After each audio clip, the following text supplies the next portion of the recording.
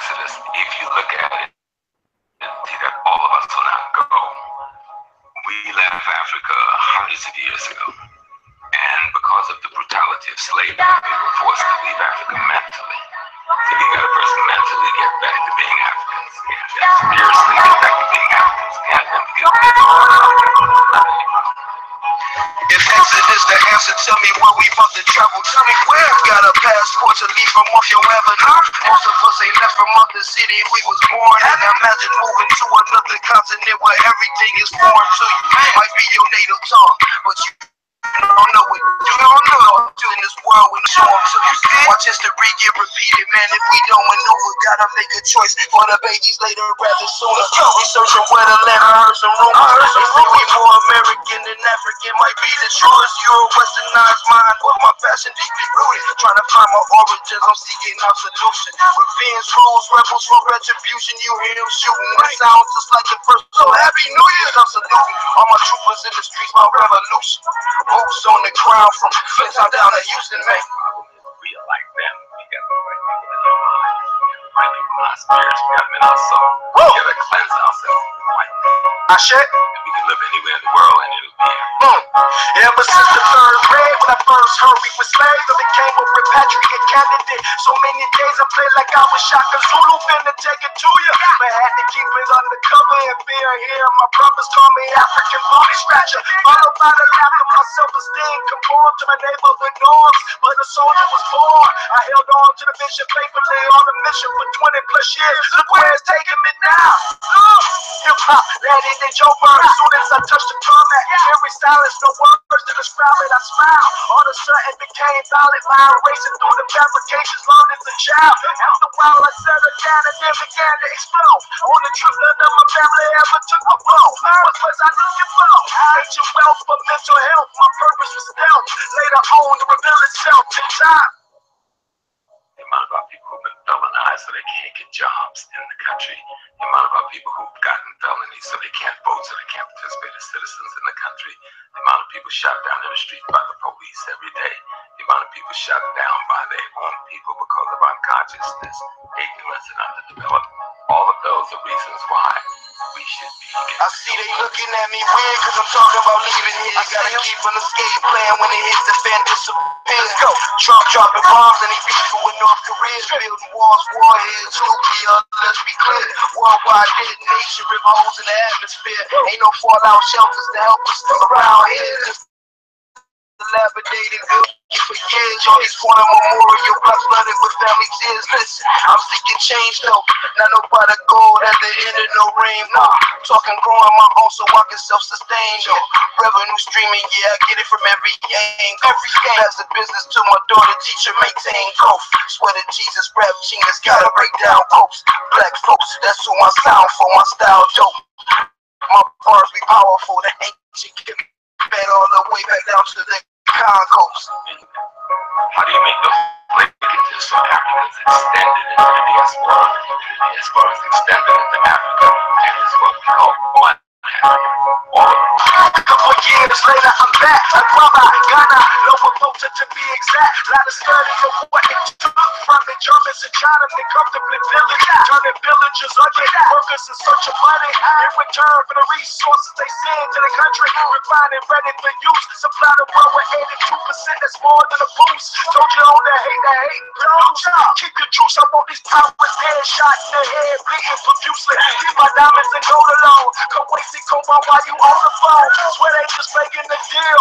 Leopold that for the killers, how the racket was sealed. Church on every corner, proof in the clock. It broke my heart, but I'm here now. Back on mere presence since the start. Hands surface made it clear. Now I'm dancing my part to bring the brightest lights back into the dark. Ain't no parking, baby.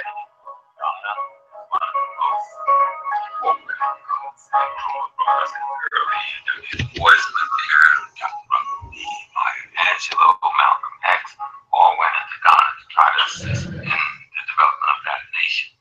So that's one that's very open. Tanzania speaks English, very open. South Africa, Kenya, Nigeria. But we should go anywhere, even the countries that speak French. And many of them, you're talking about Mali, you're talking about Senegal, you're talking about Cote d'Ivoire. We should try to get to any African nation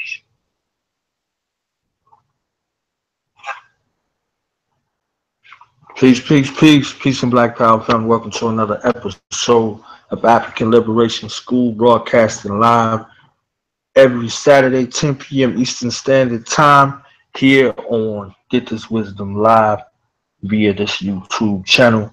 We are definitely honored and privileged to have amongst us the Abat tonight. This is part one of a four-part series dedicated to the review and to the analysis of the most honored text, the most authentic, foremost authority on Kemetic spiritual life, origins, traditions, customs, and courtesies, brought to us by none other than the chief priest of the Henensu tribe. My brother, your brother, Aankhu Benu, is in the building. So without any further ado, it becomes my honor and privilege at this time to introduce to some and present the others. Our chief priest of the Henensu tribe, Mr. Aankhu Benu, is in the building.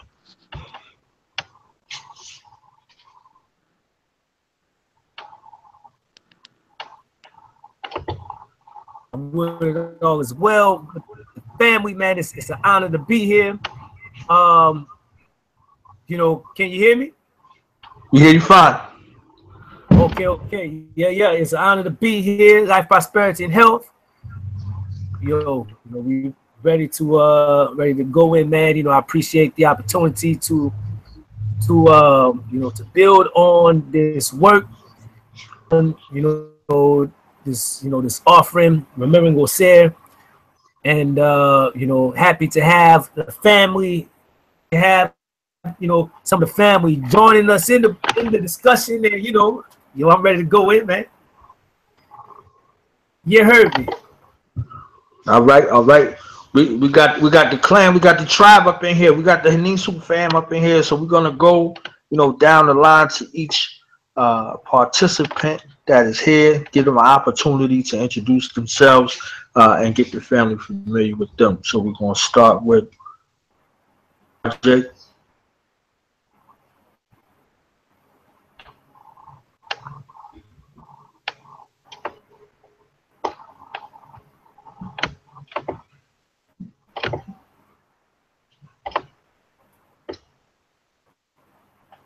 All right, we go to Brother Corey. Brother Corey.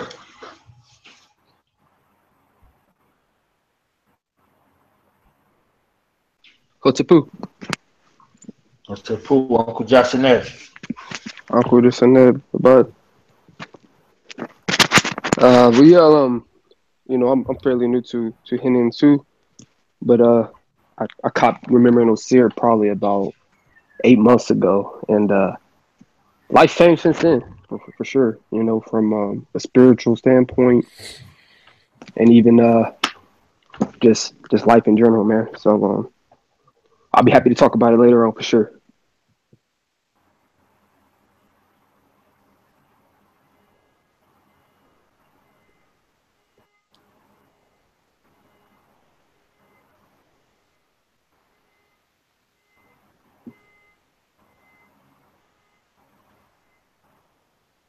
Just me, or they come in kind of distorted? I don't know. I heard him pretty good on my end, Brother Born. Yeah, same here. Heard him pretty clear. Okay, maybe it's my cheap internet. You know what I'm saying? It's all good. Brother Taji. Zuwa, Uncle Jasaneb Abat. It's your brother, none other. Taji the Black Fist, RBG freshman 2017. But let me stop playing though. I'm just a brother, just like y'all. I'm African, just like y'all. I'm just here to give my take on the life-changing text of remembering Osir. 100, 200, 500 years from now, this might be up there with one of those ancient texts that our children are studying, to thoroughly understand the Kemetic tradition. So, man, I'm just here to give my take on it. I'm here with the good bill when we get together. So we're gonna make it do what it do.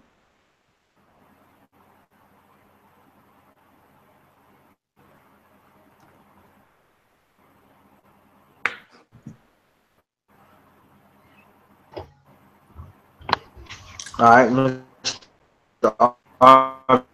You know what I'm saying? Glad to have. I think RJ, is that you, brother? How you doing? Yeah, this is RJ. I'm in St. Louis. I actually got a hold of Brother Benu's teachings through iTunes. I was looking for Kemetic spirituality, and understanding it. Understanding metaphysical thought, and then going into understanding the Kemetic traditions. And I was drawn to buy the book through that, right? I was drawn to Brother Benu through that because he laid out thoroughly um, Kemetic spirituality and how it relates to us as individuals, right? Not just the tradition, but how we can personalize it, right? And so that's what the book is about as well, right? Because he laid out a lot of what he said that's in his book. So I was drawn to that. Incorporated into my life and my family. And I met Brother Benu shortly after that. He came to St. Louis. Crazy enough, it happens to be one of the elders in the conscious community. We knew him, right? We are in the conscious community out here.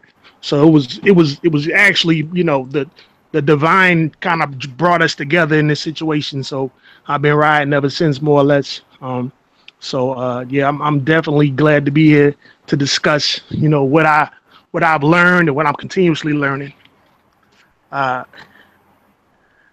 in this tradition.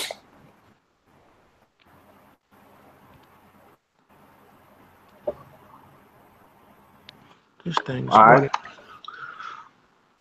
Appreciate you joining the conversation as well. I could tell from the descriptions that everybody ready to get into it. I just kind of wanted to lay, some of the groundwork down.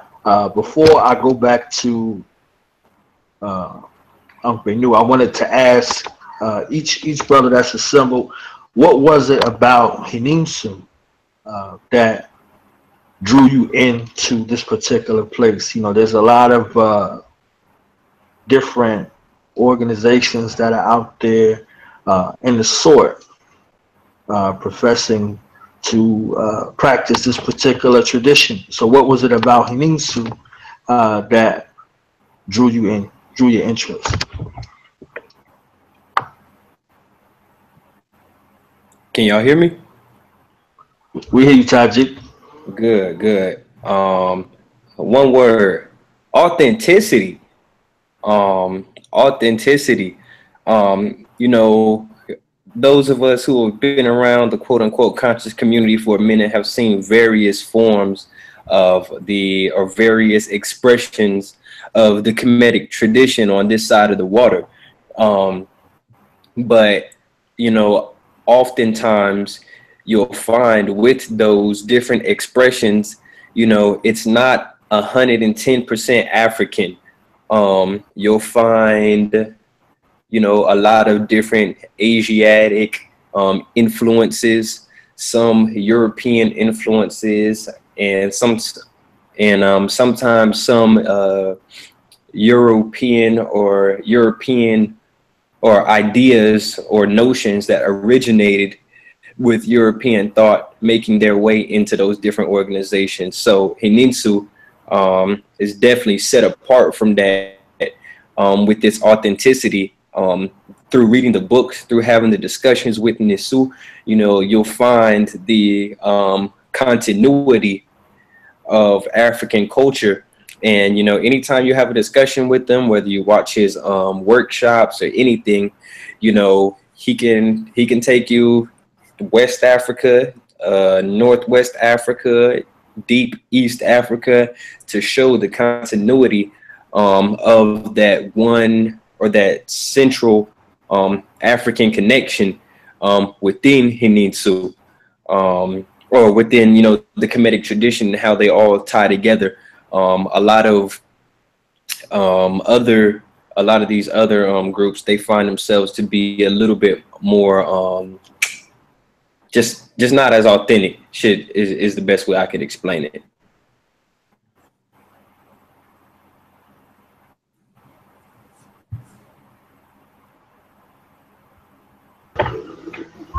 Okay, brother Corey or brother RJ, y'all want to You, chime in? it's brother Corey. So, really, I spent a lot of time um, before deciding to want to further move on with Henensu,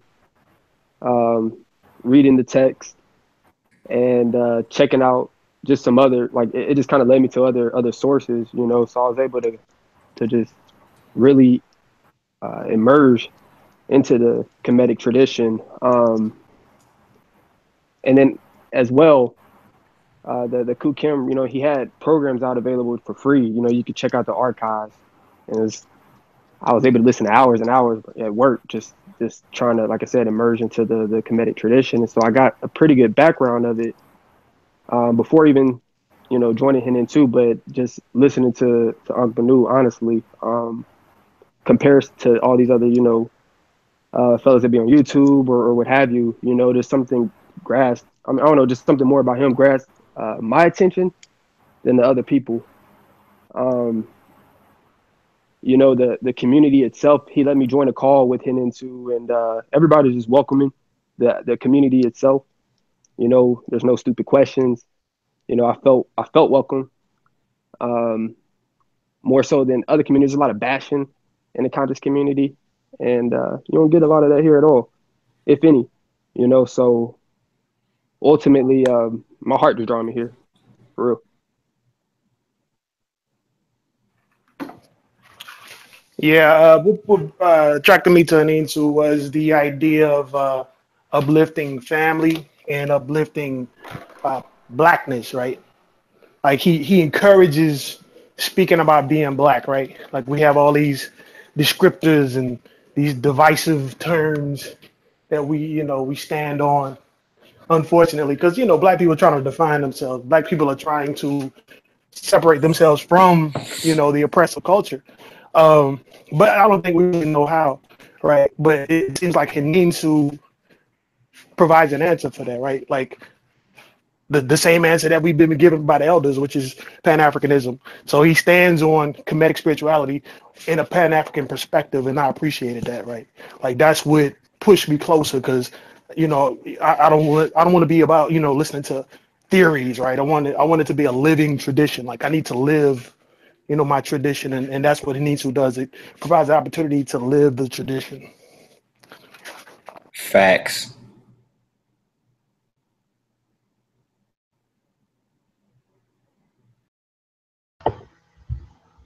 So I heard some keywords, and I definitely want to hear from them. I heard authenticity, and I heard living. Cool. I heard, family. A lot of the things. So, Mr. If you could take us back to the end of this. Somebody else just joined in.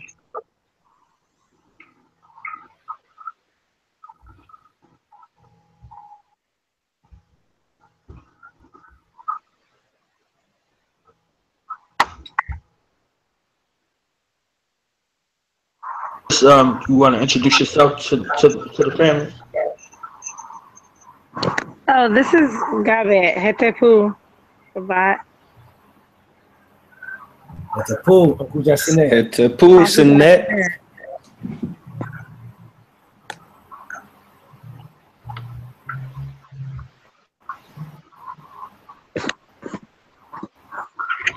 Okay, sis, could you introduce yourself to the family? And the question that was asked is, what was it about Henensu that attracted you to join this particular organization?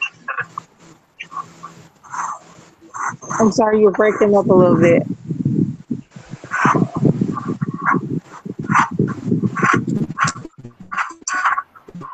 All right. Can you hear me, sis? There was a little disconnection there.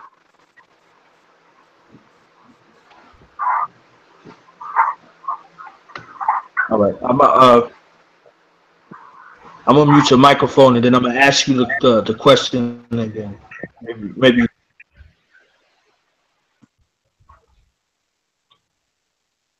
All right, sis. The question was asking everybody who joined the discussion to introduce themselves, the reasoning or the towards joining the tribe of Henensu. So hopefully better now.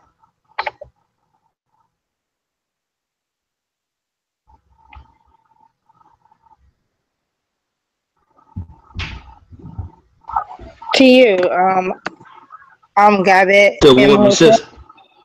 Can you hear me?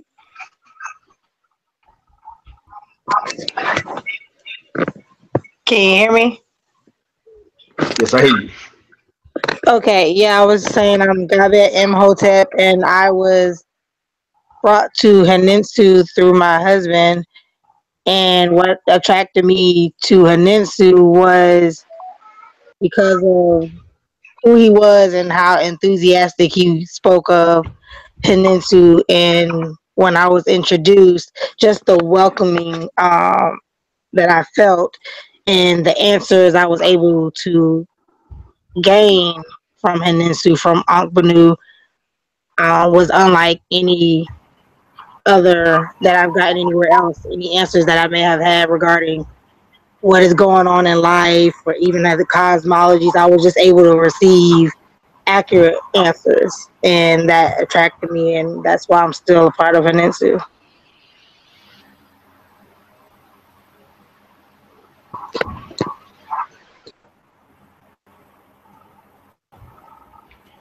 Okay. Thank you, sis. Uh, Uncle Benu, you're gonna have to do this intro, GG. Okay. I say, I say, Ut, Hamaut Nisu, okay. Mothers, if you need, so we got Warwick Ray Kid, Benu, and Marina Turt, Sekarinu Benu have joined in, on the, on the discussion. So, what can I say, man? I think the other day, them as the twin pillars, the twin pillars of the Benu clan. Definitely, I can say that much, that without them, without their support, without their strength and their willingness, not just willingness, but their understanding, their understanding of the work, the understanding of the importance of the work, the understanding of the sacrifice work in elevating and our people calls for, the that it calls for, is tremendous. To make those sacrifices and understand the importance of it, is I say is definitely invaluable. I'm forever indebted. So, wives Marina Turk, Sekarinu Benu, and Warwick Rekid Benu.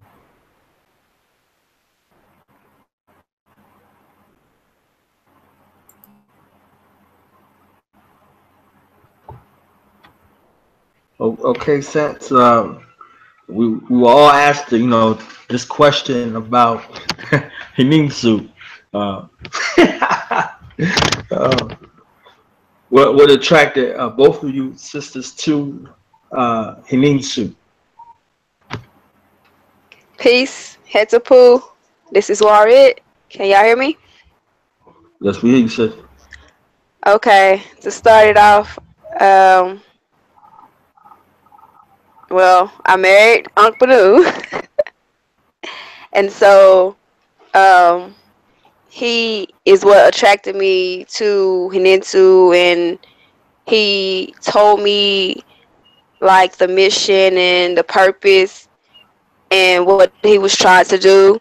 And of course, I was already on board with him, so I just fell in love and fell in line with the purpose and the mission of Henensu as a nation, as a family, building and growing together.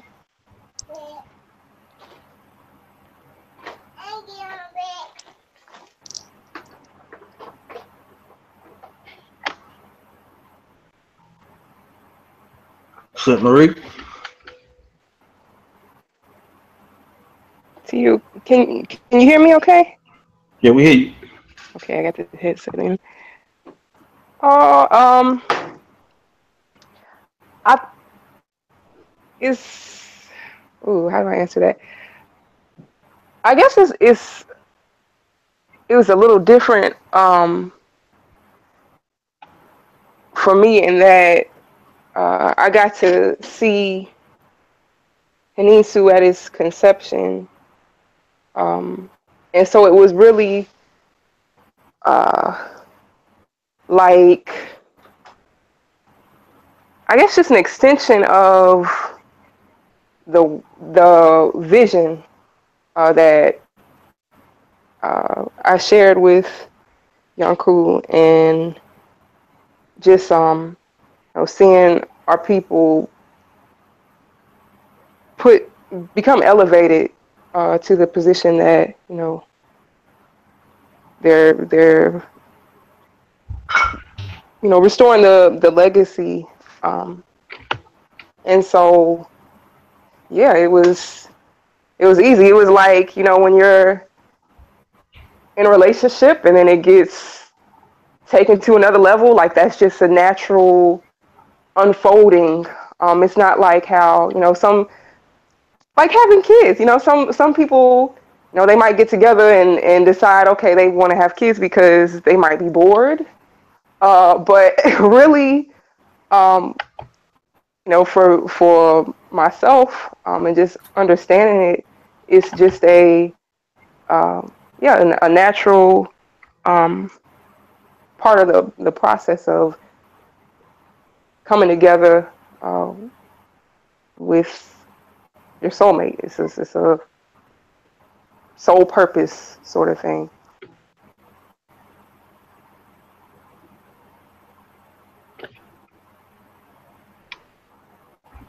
Excellent. So now we could get back to the Nasut and see. We could describe this arduous process from going and writing this second installment here. After Key to Eden, this Encyclopedia Britannica. Uh, all 12 volumes in one volume. Can we talk about this process? And since you got the twin pillars in the building, we can have a relatable experience in regards to these sacrifices that truly go into this offering, and in regards to research and the like. So can we get the remembering Osir, remembering Aankhu Benu clan story? Okay, I say just a disclaimer real quick. This gave me a weird message talking about it's going to restart on me in 15 minutes. So whatever reason, you know what I mean. I blacked out. I'll definitely be right back. In no limited time, but man, I say, where do we start? You heard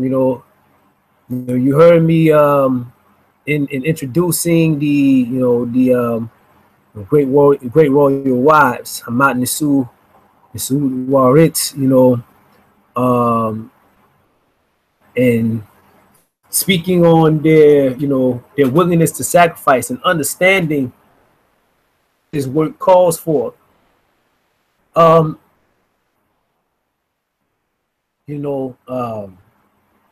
Remembering Osir was written, before Henensu was founded.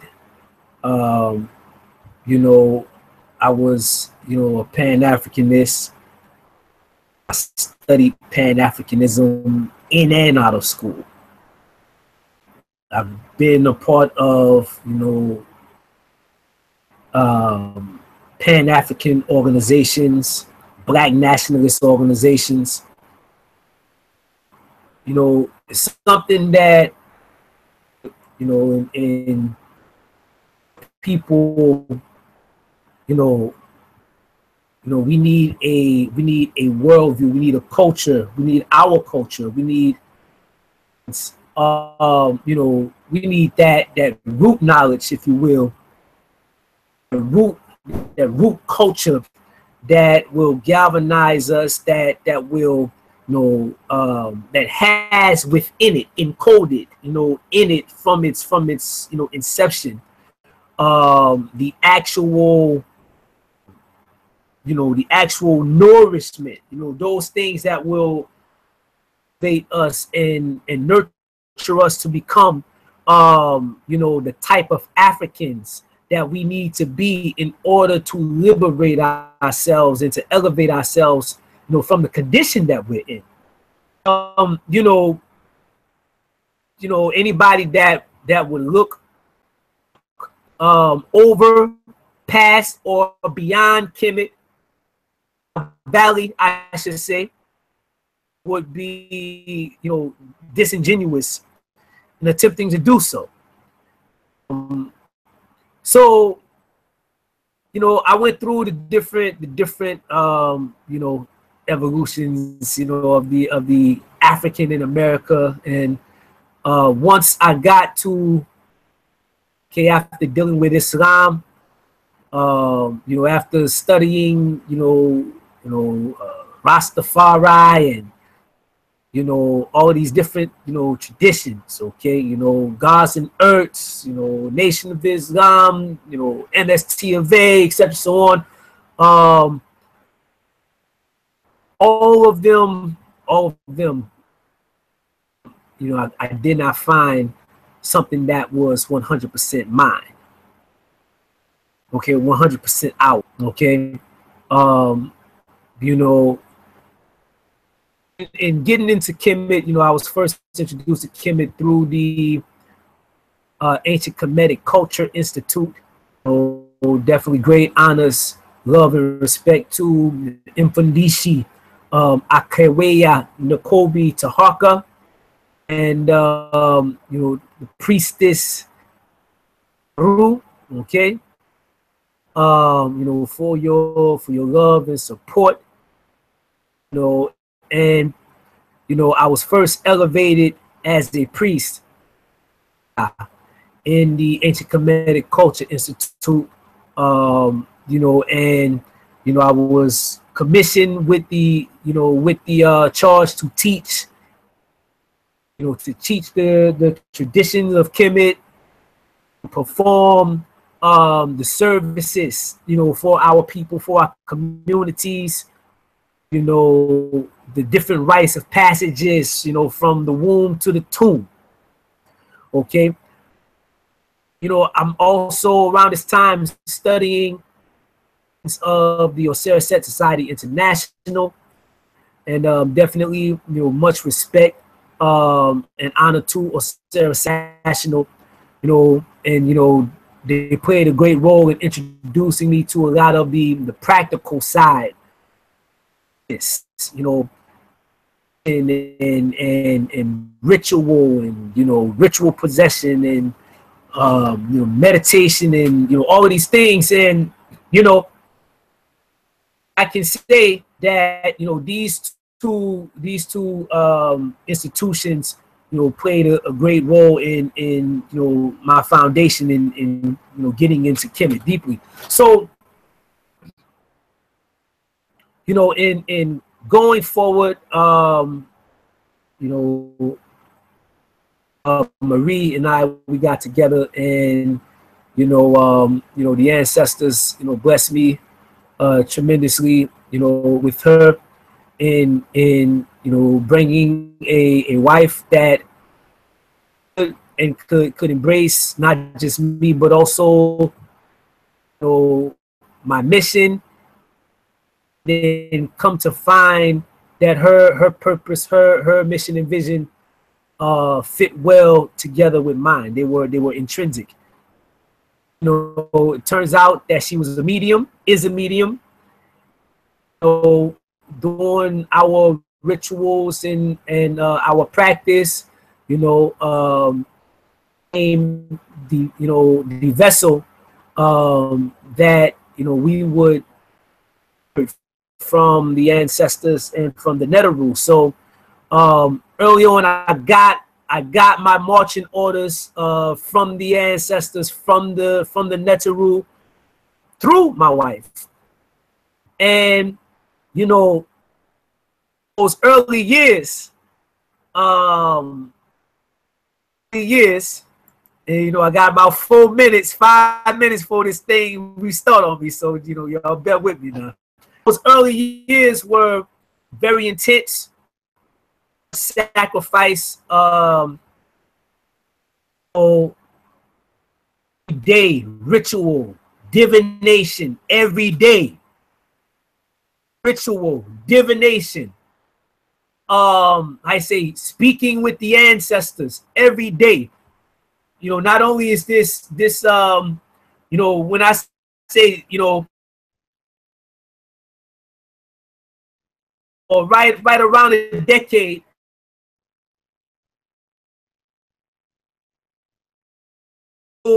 day was study, participate in rituals, divination. Okay, the toll that it took. Okay, if you've ever participated in, you know, traditional African rituals, okay, and you've seen possess or bring down the ancestors, okay, bring down the Orisha or bring down the Loa. If you've seen people, you know, or, you know, being ridden, you know, it can be taxing, very taxing, okay, on their vehicle, on their life force. Something, this is the sacrifice that Marie made. And you know, I was instructions from the ancestors and from the Neteru every day, okay, for years.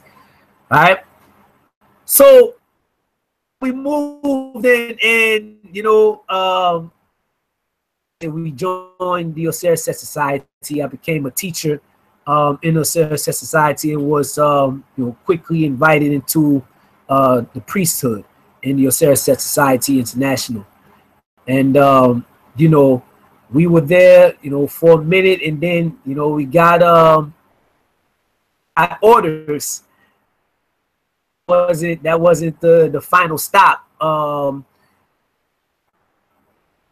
You know, I can say is that the Pan-Africanism, the Black nationalism, the aspirations form and establish a nation is something that is not just a desire, but it is a call. It is impetus. It is a deep motivation that emanates from the very essence of my being. And any tradition, any religion, any spirituality does not hold, you know, these sentiments or these same motivations. I won't be able to get with and stick with for too long. And something that you know, it just needs to be understood that you know, Henensu is a Pan-African nationalist community, okay, and family, and you know, we hold the aspirations to establish a nation. And you know, a Black nation, not an integrated nation, okay, not an assimilated nation. Assimilate, we're not looking to establish a nation within a nation. We aspire to separate as well. You can't just separate without separating also culturally. Okay, we have to be able to not only separate from our enemies and oppressors physically, but mentally, culturally, spiritually. Any ideas, any teachings, any lessons that are carried over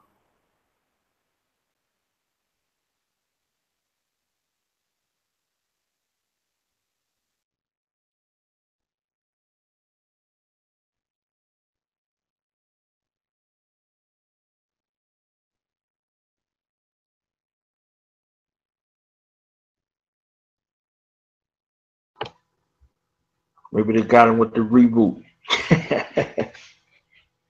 I think they got him. We got to hold it down while he's gone though. He'll be right back. Right.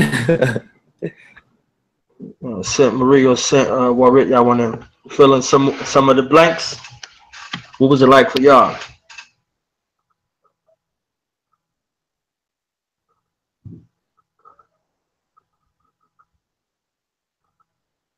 Did they get everybody? Okay, I actually just got back in myself. It kicked me out. So I know he was going in, and I missed a good chunk of it. So we were just relating the experiences, showing that progression and how it was preparation for the work that would come. So as far as this undertaking this body of work, what was it like for you at the time? Oh, absolutely. You mean as Henensu was forming, or prior to that?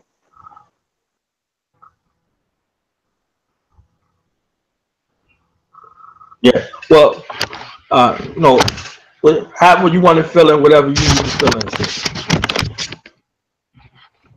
Okay, for sure. Is interesting because I actually took up anthropology in college, and there's a term that is used a lot of time. One of the anthropological lingos is getting lost in the field, where you'll have a student who will go out, or somebody who's doing research in a particular area, and they end up kind of assimilating into the culture that they're studying, to where like they kind of lose the scientific, or exchange the scientific lens for a life within that culture. And I think it fits perfectly with my experience. I kind of came into not a lot of people I've noticed have come into consciousness from shows like Get This Wisdom, or from different lectures and books and what have you. And for me, I kind of came into it from studying folks like Catherine Dunham, who was not only a dancer, but she had anthropological training, and she was trying to kind of wed her lifestyle with the things that she was uncovering in Haiti, because she did a lot of her work in Haiti, and she ended up getting initiated into the path of Shango, not unlike a lot of people at that time. And for me, you know, I was scratching for something a little bit deeper. I was getting burnt out in school, and so you know, I met Aankhu Benu at in college, and through a mutual friend, we were both into both members of the African Student Association, and it was a lot of you know, a lot of Africans from different parts of the world. So yeah, just feeling right at home. And then I always had aspirations to uh, better the lives of my people, but I was always motivated by my family, and so I said from like being real young that I wanted to uh, create like a initially I was just looking at like a boarding house or something, some kind of community to where and this is when I was real young, single mothers, because I come from a single parent household, could have access to certain resources, and have support, and be able to get, you know, personal fulfillment that I think a lot miss out on because they don't necessarily have the time, because they're, you know, between work and home and everything else, you know, it happens. So but the dream kind of grew, um, the more I was looking at our folk and just the condition that we were in, and just yeah, just once I got with Aankhu Benu and started studying, I initially wanted to just study with him, because he's it don't take too many conversations with him to realize like this dude is a genius. um, and very, very charismatic, very passionate, um, and just has a lot of jewels, a lot of things, to a lot of wisdom to bestow on, you know, our folk. And you know, the relationship progressed, one thing turned to another, and you know, I was moving in with him, moving out to you know, Orlando, to where we could study with the Osir Society. Uh,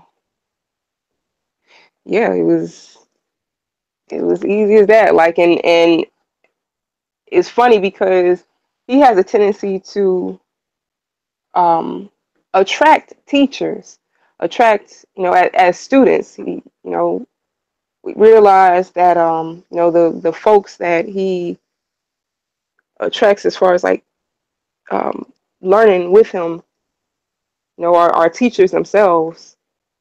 And you know, it's just a gift that keeps giving, when things work out like that. Actually, when we had moved out to Orlando the first time, um, it's it's it's a lot of, it was a lot of mystical, magical stuff that I'm sure he might get into, surrounding like the creation of Henensu. But it actually uh, coincided with our first pregnancy with Kim. Um, so I was drawing a parallel as well, um, you know, with and giving birth to a nation, because you know, our firstborn was a daughter, and so yeah, it's just it's I don't know what else to say. It was just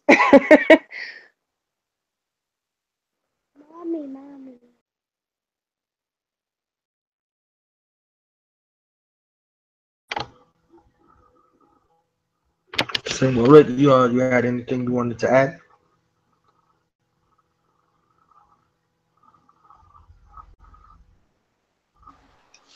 Yo, I say this is Aankhu Benu. We wasn't talking to you. You know what I'm saying? I say, Warren, she let me, sneak in through the back door. You know what I mean? To, I say, to get on while the computer's loading up. But, the computer is actually loading back up right now. So, huh? Okay, still waiting. Okay, so yeah, the computer be back up and running in about 2 minutes or so.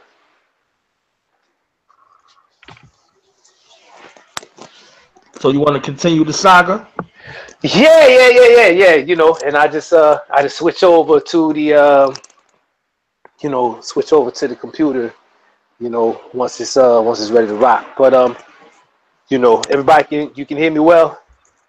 Yeah, hear you well. Okay, so my my main point in what I was saying before got cut off was our people need something that is solely ours, something that is ours, something that we don't share, right? Something that we have exclusively, that is not shared, okay, with others, with other people. No one can try and no one can take it, even though you got people that attempt to steal Kemetic, and say it was their people or whatever. But no one can claim it. This is classical African civilization. This is classical African culture. Okay. And if you are a thorough student of history, you know that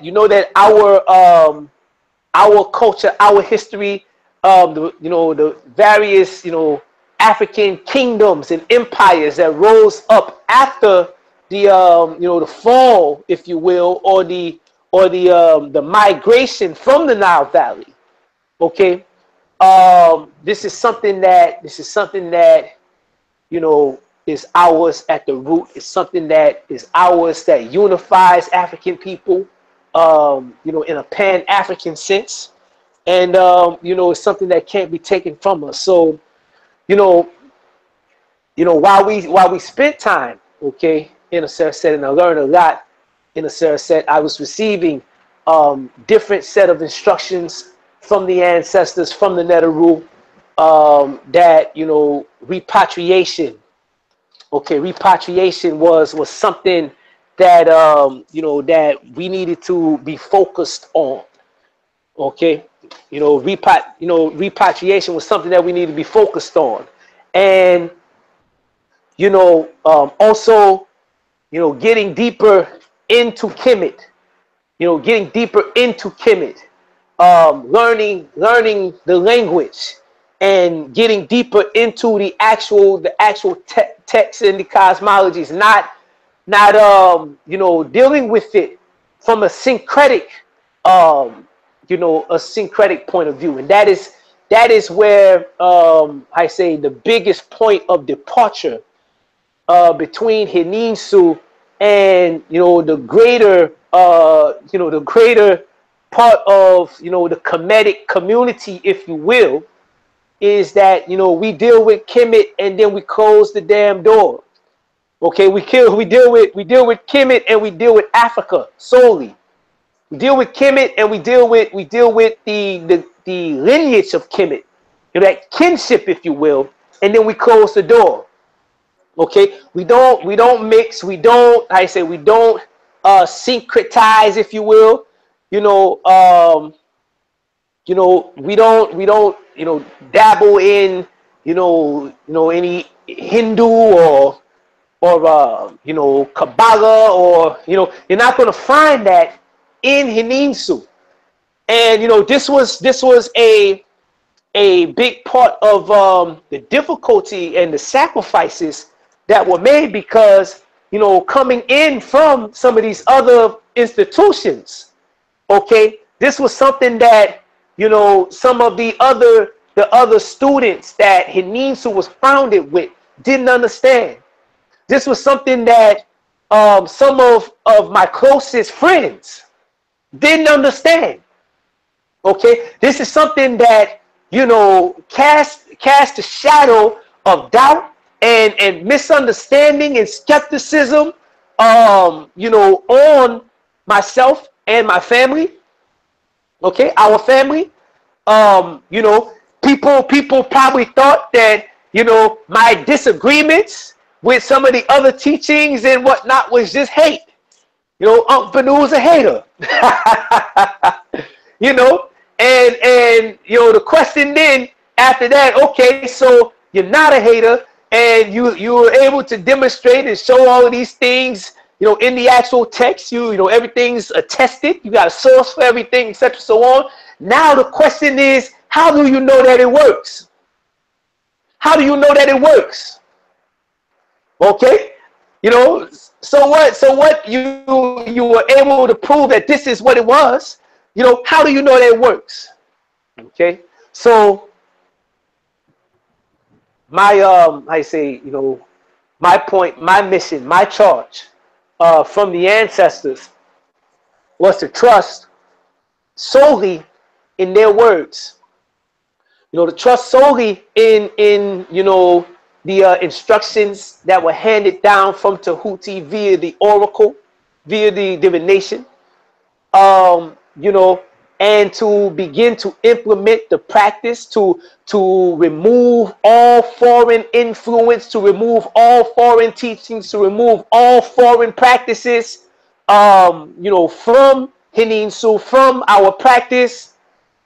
Okay, and to, you know, to make sure that every single thing that we are doing, every single thing that we're reading, every single thing that we practice, all of our invocations, okay, the way in which we perform, you know, and work our shrines, you know, the way in which we perform libations, the way that we invoke in the Teru, okay, the way that we invoke our ancestors, the way that we approach the Kari or shrine, the way that we you know, dedicate, erect, birth, if you will, open the mouth of a shrine. Every single thing that we do is something, you know, is something that can be attested for in the words of our ancestors. Okay, something that, you know, we are striving to do it the exact same way, following the blueprint, following the footsteps, okay, following the instructions of our ancestors. And that's the biggest point of departure. This is why you hear certain keywords being thrown around, you know, such as authentic, okay, integrity. When you hear, you know, people talk about Henensu, and they talk about Henensu dealing with Kemetic, you hear authentic, you hear integrity, okay? Because we stick to the script. You know, it's no self-styled wisdom here. There's no you know, me making up stuff or making up rituals, etc. so on. Follow the blueprint that the ancestors laid down, okay, and then your experience will verify and validate its validity.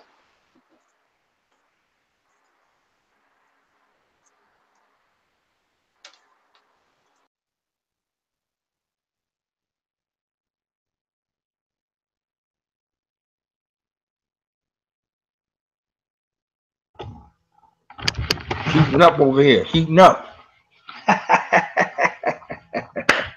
The differentiator is definitely something that I found because I'm a particular type of African.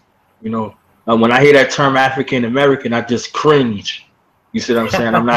I am nowhere. There is nothing in me, nothing American in me at all. You understand what I'm saying? So when you go through that, even that in itself causes a crisis in the identity, in the psyche. You understand what I'm saying? Like, even having to put those two seemingly diametrically opposed words together, you know, that is like the greatest mock, the greatest level of disdain and the greatest level of disrespect to our ancestral lineage to put these two warring factions together. You understand what I'm saying? Like it's deep seated. It's in our bloodline. It's in our DNA. It's in the psychological misrepresentation that we're dealing with. It's the reason why we have to remember Osir. You understand what I'm saying?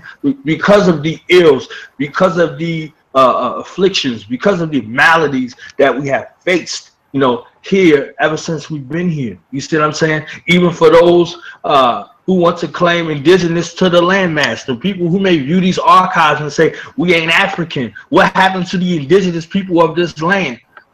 Was the same people responsible for the slaughter of Africans that's responsible for the slaughter of different people? And we're dealing with the same people, and it causes a crisis in the identity where we seek to separate. We separate from that which that doesn't exist. You see what I'm saying? So, you know, we had a point of 0. 0 minus 0 equals 0. So there's nothing there. You see what I'm saying? So you're asking us to forsake an identity that we know is true, and a practicality to show and prove what we say. You understand what I'm saying? To embrace an idea that is not native to us, that's not native to our ancestors. So to throw away our ancestors and pick up this new skin and exist in it, and assimilate into it, and to integrate in it, and knowing that the only reason that this exists is for the destruction of African people. No way.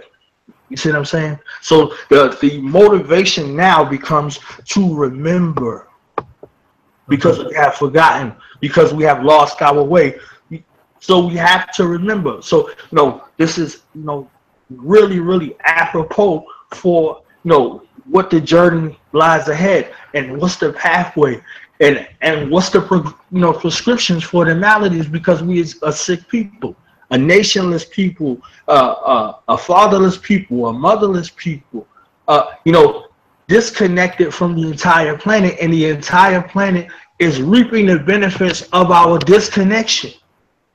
So we definitely have to look at it and examine it, and we have a prescription that lays out a particular way and a way of life, because all we have been doing here ever since we've been on this continent is waiting to die, waiting for our march down the death row to the electric chair, or to the gas chamber, or to the, you know, lethal injection, whatever the case may be.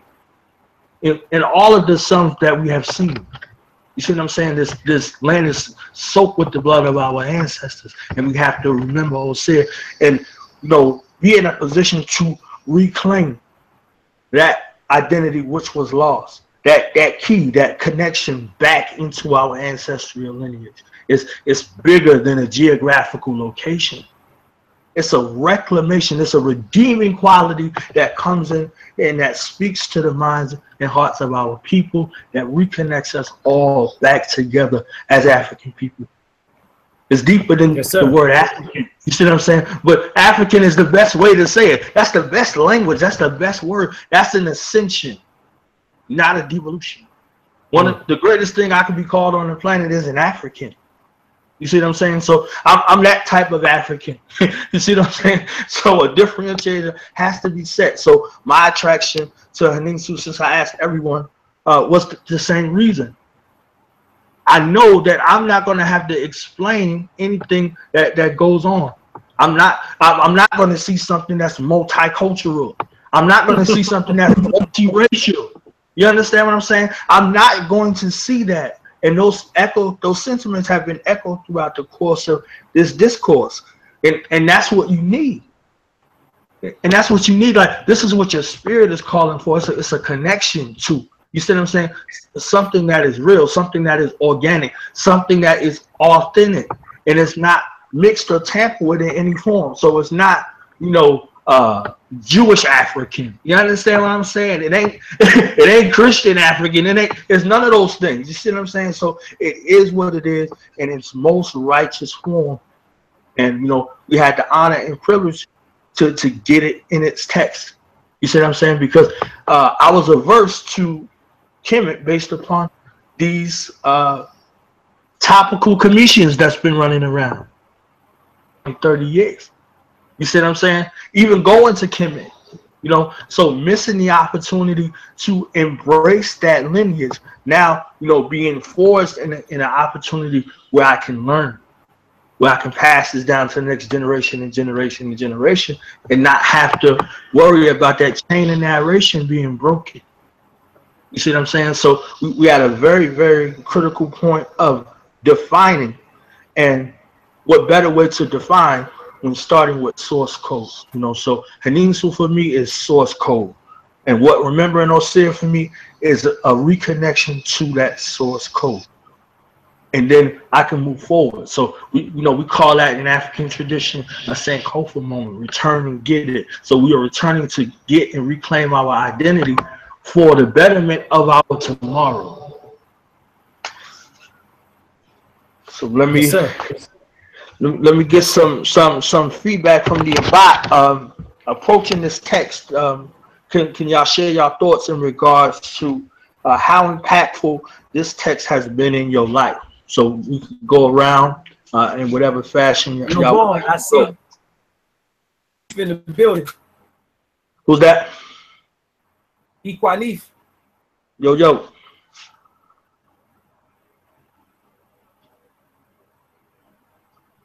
What's up, fool? Oh, the man right here. Equanif in the building. He snuck in through another door. Uncle Johnson there. Uncle Johnson there, family. How you doing tonight? Hey, we doing good. You know, we doing better now. I know you about to get on the road. The question that was asked to the panel was, what was it about Henensu that attracted you to this particular organization? And then we're about to get into, you know, the impact that the text has had on your life. Okay, well, in particular, of course, inside Henensu, you had the good brother Benu and his work and the stuff that he is good at, especially him being a Infadishi, a teacher, also being a Nesu, as I later learned. But in the first introduction, I met the brother through his, through his work that he had done or that he is still doing on the Kukan radio talk show. And that was some, I saw how the brother was going in. A lot like yourself, brother Bond. He sacrificed so much of himself, so much of his time to get out that information. And even as I, utilize source of radio inside, probing people, probing the conversation, I did see the conversation that the brother rendered, or not only that the brother Benu, but the family, the Henensu family, they rendered. It was a very organic conversation as it related to how we get back to what we lost. We reclaim our greatness, the actual internal grooming. This is a lot of times stuff that we don't like to talk about, and then if we do, we're talking about the third eye. We're talking about these internal energies. We speak about it from another context outside of Africa. The Kundalini energies. We speak about whether it be different things in masonry or other secret schools of teaching or thought. A lot of times it doesn't really lead you to an African place, but able to engage in the conversation. I definitely was led to a very organic African place, and the more that we engaged, time did test The engagement, and it definitely showed itself to be a thorough one, a very real one. Very appreciative to the brother Aankhu Benu, all the family. We've had some family that come with us. Some may not still be here with us. Hey, we still love them as they were a part of Henensu, and those that are still with us. Hey, our hearts go out, because this is the work that we're needing in order to get back and reclaim our greatness, reclaiming the greatness of our ancestors. I think that's what we're doing inside Henensu, citing the way that our ancestors were the greatest. I asked Brother Renoko Rashidi, and we do know that he is a world-renowned historian of African culture, African civilization. I think the brother said he went to over 120 some countries. And inside his study, I asked him, inside his study, where is the place that he saw the African will being cultivated highest, to the greatest? And he said, basically nowhere outside of the Nile Valley.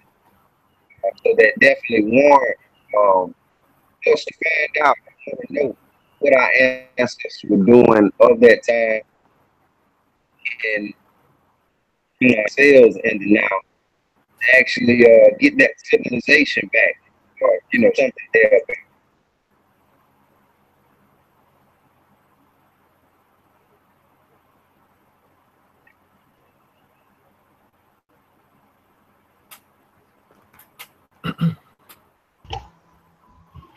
All right, so we could go around. I guess we start with Brother RJ, about the book. How has the book impacted your life? And it's the same question for anybody else that wanted to share. All right.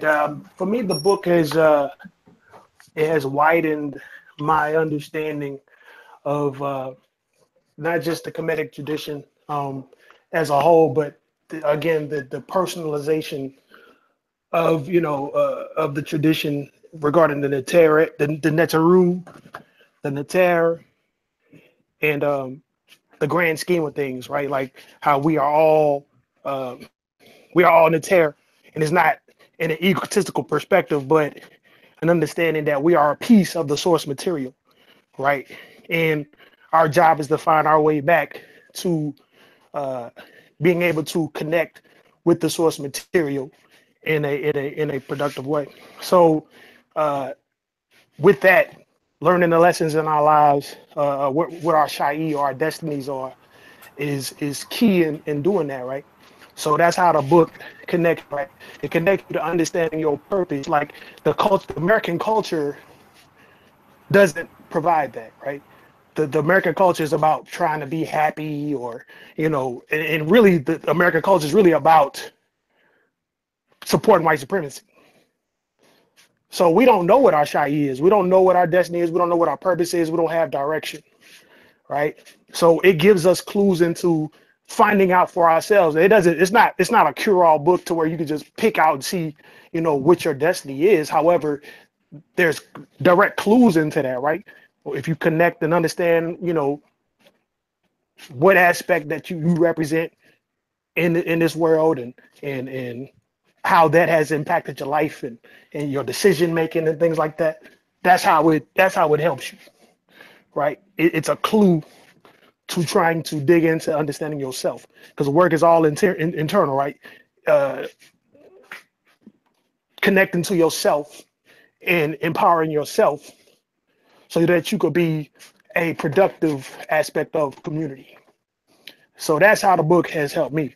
And that's how I'm continuously tapping into that book and understanding, the Kemetic spirituality system, as well as understanding myself.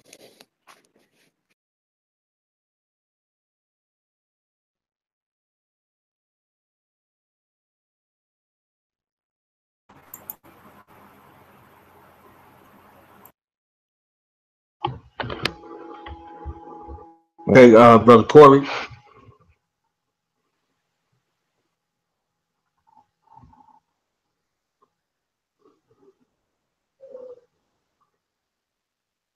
You still with us, Sin? Okay. Yeah. Okay. Wow. When it comes to the Remembering Osir text, you know,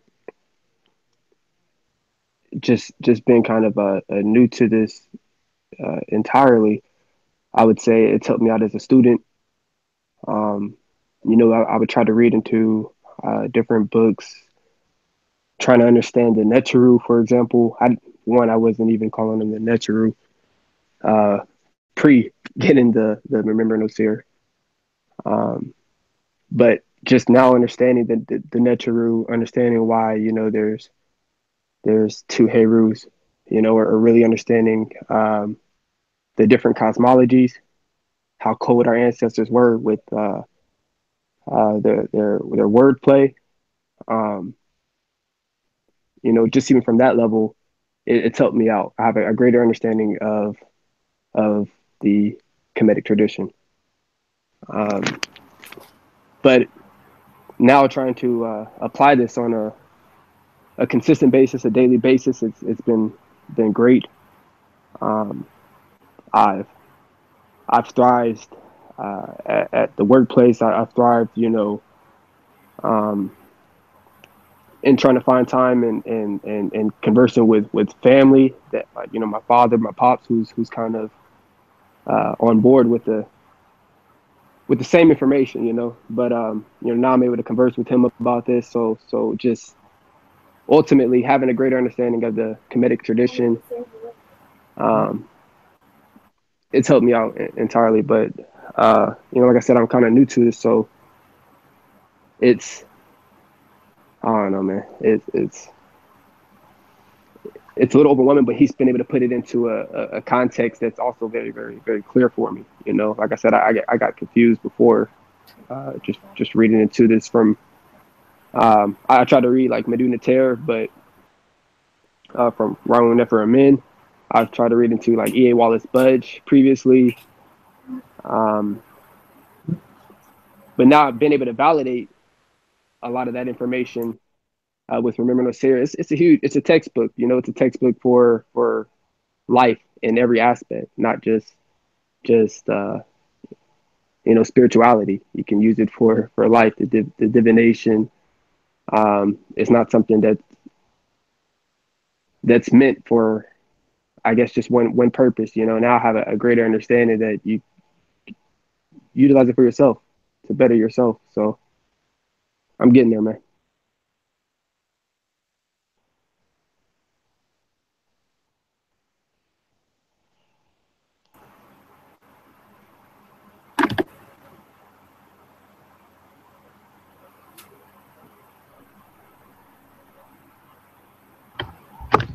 Not E.A. Wallace Budge, man. Oh man, I understand. That's why remembering Osir is so important, because otherwise we would be remembering George Washington or some devil like that. You understand what I'm saying? So we cannot allow the devil to write our history. You see what I'm saying? Or anything that's connected to us.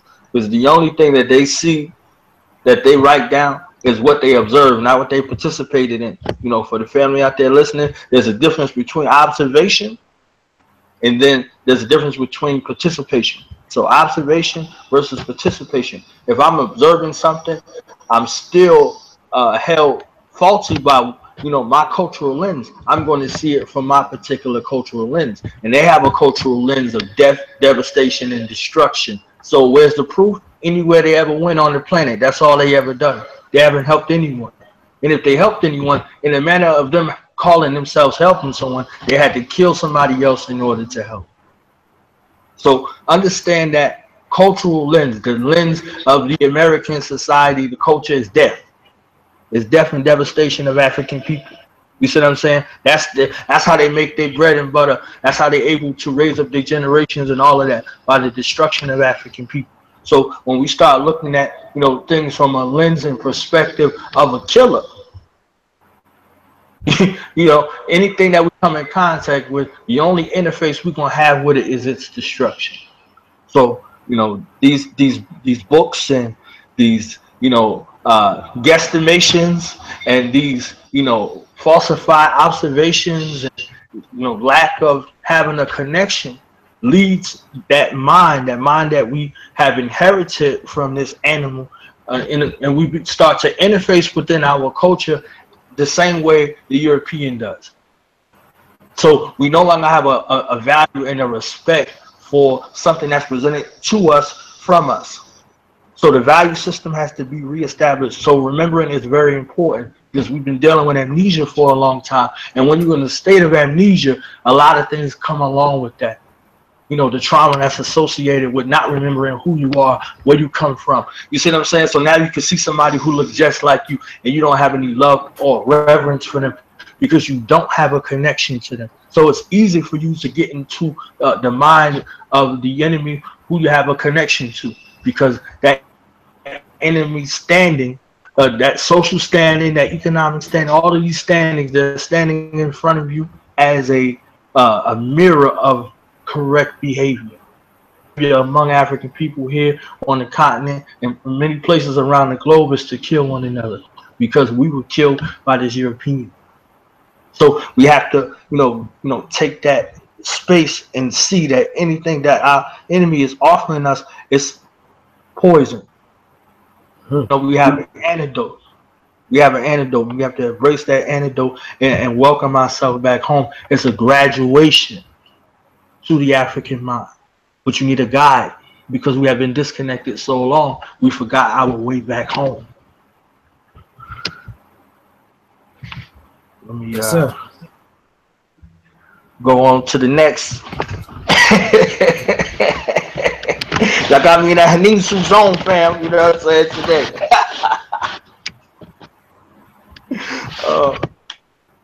Step Marie.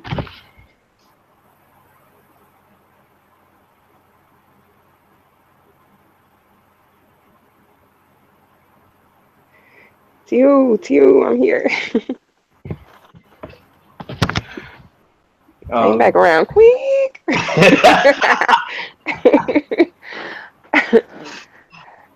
How has the question was how has the book helped me? Right. A really practical example right now is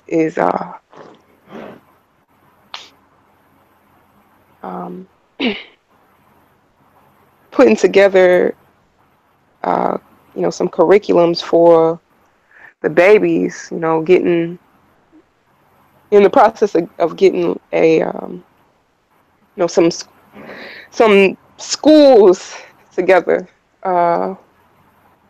and just continuing the legacy. I finally got the girls to sleep, so it's a perfect note. But yeah, that's one day-to-day example. But I mean, it's nothing in that textbook Bible that is not not real, that this man has not lived or had experience with, and I think that's kind of part of what sets this work apart from others. Just looking at the daily rituals is and actually practicing it, like that's that's next level. Once you get there and you start seeing things open up for you, and I love the fact that once you get into it, pretty early on as well, he makes the statement that this is not a book that you can take and achieve enlightenment from your own personal studies. You have to, really, it's like a stepping stone for coming into a community, and not just a community, a family. You look at, um, traditions such as, Eastern traditions, in Hinduism. Part of the reason why I believe uh, that system has had the longevity that it's had is that the teachings are transmitted via, um, you know, a community, via a family. You have you have the instructor, or who kind of opens up his home or her home, and shares the knowledge with the students by, just day-to-day occurrences, having the students come in and break bread uh, with him or with her. And this is kind of like what this book is. It's like, Aankhu Benu, um, opening up his home uh, to the readers. Is very personal, and it's also very very well researched, very thorough, but it's not, inaccessible.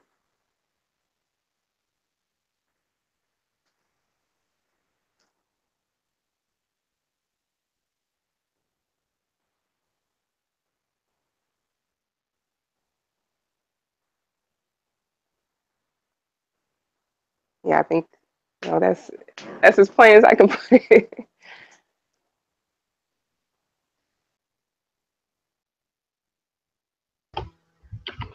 What's up, Moret?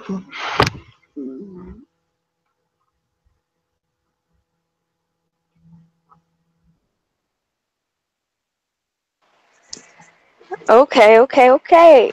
Remembering Osir. The title alone is loaded. Like, seriously, like, how do us as a people remember Osir, wake up from the amnesia that we've been in many, many, many, many years, and, find our liberation and liberate ourselves and remember who we are. And Remembering Osir is a massive book that I had to help edit before we put it out. But with the book, it's more like a manual, and a little bit goes a long way. Like, you take this practice and you understand it, and you get the knowledge and you learn it and you practice it, and then that may take a while. Just, baby steps to getting into the knowledge and learning it and understanding the different culture, the different practices and of the culture. Remember, Sarah has all of that, and for me, like, I have to take baby steps because it's a lot of information, and I take my time, and even I'm already in the house practicing, and certain things we do, I use, if I'm not actively asking questions, I'm in the book trying to figure out, okay, this is what this means and this is what that means. And, like, the book actually break down the different stuff, and it gives you the tools to learn and practice the culture, to understand it. um, it's special. It's something that I believe that has been missing, um, because you find a lot of books on the culture, on the history, the language, but I don't think there's a whole lot on the practice, and that's done right, and that's authentic, and you know that's just genuine, and that can be used and you can see results from it. Like, just open it up in the different meditations and chants and daily rituals and working with the different forces. Like, it's all there in the book, and if it's not in the book, you better knock hit Aankhu Benu up, call him, knock on his door, send an email, whatever. Because some things I know that he couldn't put in the book because it's a certain level you have to get to. But the book itself is vast, to get you to a certain point to where you okay, to where you liberated, to where you practicing, you doing your thing, and your ancestors are pleased. So remembering Osir, it'll get you to an excellent point in your life, in your studies, in your spiritual work, and yeah, get the book.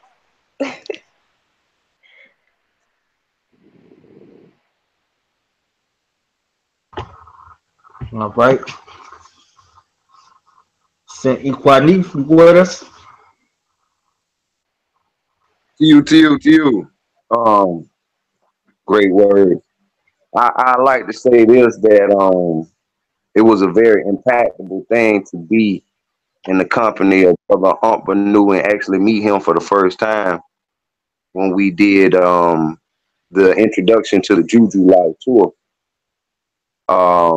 And it was a great thing. And one of the greatest things out of all of the learning and all of the things that were all there and very inspirational was when I heard the sister, it was the elder sister, Jocelyn Walker. And she was one that had sat with and maybe a countless amount of other ancestors that we think about. And that sister made the comment basically talking about Uncle and his presentation of how she was inspired and she felt the likeness or the spirit of Dr. Ben and inside hearing that brother speak or bring what he was bringing. So I think a lot of times with us being even at a place to pick up the book or even hear about the title, Remembering Osir, it shows a good reflective place that we are. And I was like, well, hey man, this is my teacher. This shows, some great work. This is very inspirational book for me. And again, looking at this book, Remembering Osir, one thing I didn't know inside when people had slung around Osir, you about the story of Osir said Peru. I didn't know that Osir or Osir was basically the ancestor. And I wanted to kind of roll this out to Brother Aankhu Benu. He can kind of hit me in the head if I'm wrong. But even when we think about our ancestors,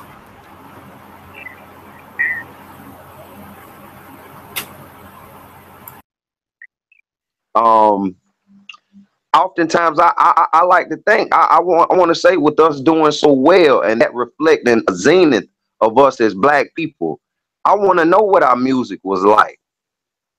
I want to know what our art was like. I want to know about the conditionings, the principles that we had in place in order to formulate, that world that we had at that time, at that space. As we're talking about remaking, we see those crackers. They don't hesitate to do that. They don't hesitate to reenact the Civil War. They go back out. They reenact a lot of this stuff that was in their history. And I think what I learned through Remembering Osir, another great thing is keeping your shrines up. The dedication that it takes to work on your shrine. And when you think about your shrine, that is what your shrine is all about. Your Osir Kenti Mentu. This is your elevated ancestor. And this is basically the work that you put into yourself because you are the descendant. We are the descendants of our ancestors. So when we are picking up this work, we are able to then go back in and study the cosmologies, study the stories, study the ways of life. We are embarking on the path. There was an overwhelming amount of stuff that our ancestors laid. We are embarking on the path of making that connection, just as the brother did, and he's in making the connection with the new and elder inside our Kukim Kemet tour. we made that connection. So we're expounding to try to gather ourselves to, hopefully we can bring ourselves where we can at least work on building the pyramid, or doing some of that stuff that our ancestors did in Kemet, or even on the Nile Valley. And like I said, inside Remembering Osir, it does tell us about the internal bodies that we have to work on, that we have to know about, that we have to cultivate in order to bring us everything we want in our physical world. One thing that the brother Aankhu Benu has prided himself in teaching and bringing about was that wherever your attention goes, your energy shall follow. So it is very important that if you want your energy or the mundane, the finite things, our bodies go somewhere, it's very important to condition our minds, our hearts, our spirits, our souls, in order to, make ourselves one with the now, in order to cultivate and speak highly, represent, put it on for our ancestors. So as we're walking right now, we won't be looking shabby. Our ancestors won't want to look down and say, well, damn, man, they're reflecting us in a bad way. We would do that in the greatest way. And so, like I say, this book right here is very inspirational. And like, Marina Turk just said, it is something that is very enhanced when you get it and are able to practice it within the community and being able to engage with your brothers and sisters. And I will say one thing with this brother bringing this book, this is one thing that a lot of authors don't give you, is basically his time and basically what he has a countless amount of hours, I think over 100 some hours that he's put out, that we've collected inside the Kukim shows that could help navigate you or one through reading the book. The brother has other works, Key to Eden, and also Avenging Osir.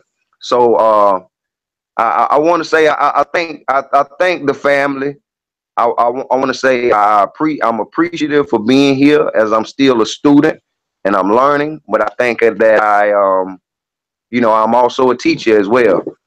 So the Remembering Osir program, it is something that is very effective. It has been effective at with me being able to map out my Shai, my destiny, and getting the things that are really for me. Even it has helped within even my marriage, our marriage, the marriage between I and my wife. So it's been something that's very functional, very useful, and applicable for us. Dua Natel. Thank you.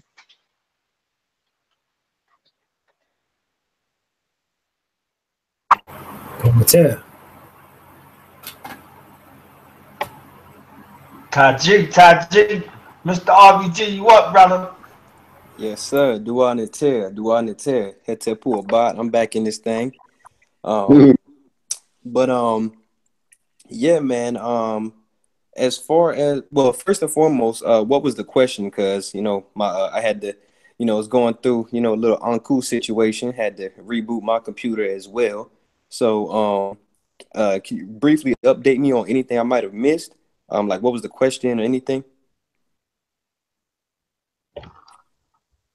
Well, you missed a good portion. You're gonna have to go back and to class. You know what I'm saying? To stay after school and clap some erasers together. I don't even know if they still do that in school no more.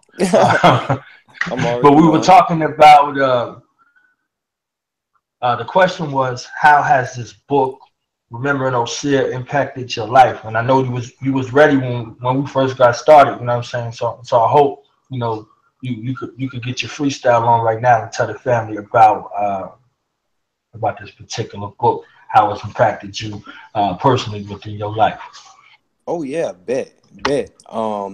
Man, I think the one of the most noticeable influences or results that have come about by not only being a part of Henensu, but also reading the text is you know, when I get into something, I'm in there like elbow deep. You know what I'm saying? So I was actually thinking about this question like a few days ago actually. And one of the best things, or one of the most things that stand out most to me, is the fact that I've been able to, from the practice and discuss and reading the book, I've learned or become more attuned to my ba, and am able to, know when my ba is speaking. Um, it's like I was saying earlier before we even got on, it was definitely one of the most insightful, as far as the practical application of the lessons and tenets that our ancestors left for us. As I was saying before, a lot of times, these other temples or societies, it's kind of like it's almost religious to an extent. But with this, I've been able to practically apply, the lessons that are taught in the coffin text, the lessons that are taught in the Pert Imheru, and the lessons that are taught in the Book of Gates, from an authentic African perspective. So actually implementing these the techniques that and lessons that are presented in the wonderful work of Remembering Osir have allowed me to approach the Kemet tradition the same way that I would have approached Ifa or Hoodoo, which was something that I thought, for me, it basically brought Kemet into my home. For the longest time, as I was studying Kemet, it seemed like something that was so far, that we were so far removed from, due to the fact that it was, supposedly in the past. But after studying, under Aankhu, reading, remembering Osir, I see that this is indeed a living tradition. And anyone who knows me knows that, me and Aankhu are on the same page. We need to have a world view. We need to have, a culture that is uniquely ours, because as Marimba Ani says, culture is a people's immune system. And I've found now that after working my shrines and tending to my shrines faithfully, um, it's become, the way has become much clearer. I'm much more grounded and connected with my ancestors. Um, I find, my character and, my different character traits strengthened by way of, the ritual practices, and, understanding um, the cosmology of Kemet, and how it relates to me, myself, and those around me. So it's definitely something that I've taken seriously. Um, definitely something I've taken very seriously. When I was opening the mouths of my shrine, that was an 8-hour ordeal. Like when I go into it, I go in. That was the Anpu in the Osir Kintia Mintiu shrine. And I gave a blood sacrifice at the opening of the mouth. So that was an 8-hour ordeal. And I've seen, the benefits that have come out of it. And us Africans say there's no coincidences. Things happen the way that they're supposed to happen. And oftentimes, or whenever I talk to Uncle, he'll say something and I'm like, damn, bro, like, is this dude following me? Because everything he's saying and everything that I'm reading in the book is so on point. So I definitely recommend to anyone who is seeking to reconnect to their ancestors of the Nile Valley and the culture and traditions of the Nile Valley to definitely get their hands on remembering Osir and come build with the family.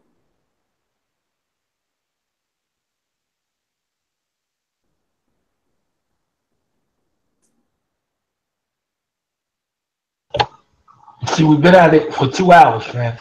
We've been at it for 2 hours, and we ain't read one page of the book.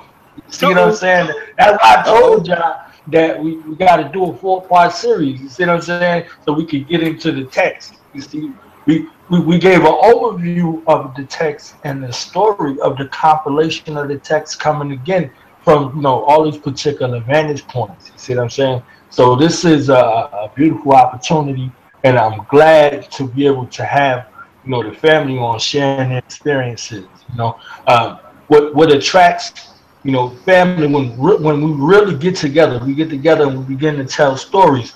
In the entrepreneur world, they say facts tell, but stories sell. You see what I'm saying? That's why we're always looking for the story, because the story that we would pass down generationally would continue to be a tool to bring the family back together.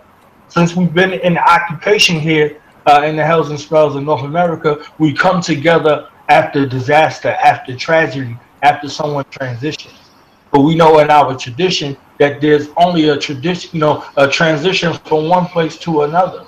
You see what I'm saying? So being able to have those tools, to have access to our ancestors on the other side, my material view, but not from my heart, but not from my spirit, and aid us in our daily affairs. This is another opportunity to use this tool to remember how to access, to remember that it's not a tragedy. You see, so we can triumph through the tragedy and not be stricken, with grief and the pain and feeling lost. You see what I'm saying? So we can reconnect those parameters and put them in place, so our children know, when we transition from their material view, that we go on to the ancestral realm and they can still access us. You see what I'm saying? And we can still access them.